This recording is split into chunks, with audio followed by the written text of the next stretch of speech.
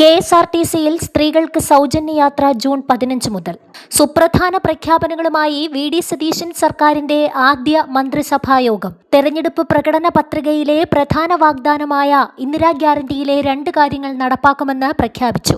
KSRTCയിൽ സ്ത്രീകൾക്കുള്ള സൗജന്യ യാത്ര ജൂൺ 15 മുതൽ ആരംഭിക്കും.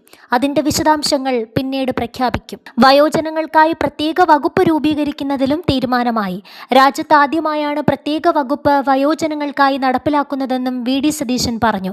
ആശാമാരുടെ ഓണറേറിയം ആദ്യഘട്ടമായി 3000 രൂപ വർദ്ധിപ്പിക്കാനും തീരുമാനിച്ചു. അങ്കണവാടി ജീവനക്കാരുടെ വേതനം 1000 രൂപ വർദ്ധിപ്പിച്ചു.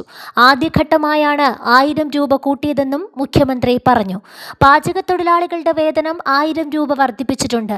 പ്രീ പ്രൈമറി ടീച്ചർ, ആയമാർ എന്നിവരുടെ വേതനവും 1000 രൂപ കൂട്ടി.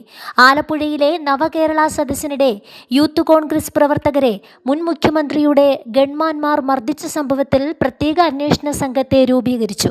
കുറ്റക്കാരായ ഉദ്യോഗസ്ഥർക്കെതിരെ നടപടിയെടുക്കുമെന്നും മുഖ്യമന്ത്രി അറിയിച്ചു. നിയമസഭയിലെ മുതിർന്ന അംഗമായ ജി. സുധാകരൻ പ്രോടേം സ്പീക്കറാകും. മെയ് 21 നിയമസഭാ സമ്മേളനം വിളിച്ചു ചേർക്കാൻ ഗവർണറോട് ശുപാർശ ചെയ്തു. 22 സ്പീക്കർ തെരഞ്ഞെടുപ്പിനായി പ്രത്യേക സമ്മേളനം വിളിച്ചു ചേർക്കാനും ശുപാർശ ചെയ്തു. 29 ഗവർണറുടെ നയപ്രഖ്യാപന പ്രസംഗം ഉണ്ടാകും. ജയ്ജു ബാബുവിനെ അഡ്വക്കേറ്റ് ജനറലായി നിയമിച്ചു. സംസ്ഥാനത്തിന്റെ സാമ്പത്തിക സ്ഥിതിയെക്കുറിച്ച് സർക്കാർ ധവളപത്രം പുറത്തിറക്കുമെന്നും മുഖ്യമന്ത്രി അറിയിച്ചു. ലോക് ഭവനിൽ നിന്ന് ചായ സൽക്കാരം കഴിഞ്ഞ് മുഖ്യമന്ത്രി വി.ഡി. സതീശനും മന്ത്രിമാരും നോർത്ത് ബ്ലോക്കിലേക്ക് ആദ്യ മന്ത്രിസഭാ യോഗത്തിനെത്തിയപ്പോൾ നൂറുകണക്കിന് പ്രവർത്തകരാണ് മഴയിലും ചോരാത്ത ആവേശത്തോടെ മുദ്രാവാക്യം വിളിച്ച് സ്വീകരിച്ചത്. മുഖ്യമന്ത്രി കസേരയിലിരുന്ന വി.ഡി. സതീശനെ ആദ്യമായി അനുമോദിച്ചത് മുഹമ്മദ് ഷിയാസ് MLA ആണ്. ചീഫ് സെക്രട്ടറി ഉൾപ്പെടെ ബൊക്കെ നൽകി മുഖ്യമന്ത്രിയെ സ്വീകരിച്ചു. സെൻട്രൽ സ്റ്റേഡിയത്തിൽ ജനസാഗരത്തെ സാക്ഷിയാക്കിയാണ് കേരളത്തിന്റെ 13ാമത് മുഖ്യമന്ത്രിയായി വി.ഡി. സതീശൻ സത്യപ്രതിജ്ഞ ചെയ്ത് അധികാരമേറ്റത്. ഗവർണർ രാജേന്ദ്ര അർലേക്കർ സത്യവാചകം ചൊല്ലിക്കൊടുത്തു. തുടർന്ന് ദൈവനാമത്തിലായിരുന്നു മുഖ്യമന്ത്രിയുടെ സത്യപ്രതിജ്ഞ.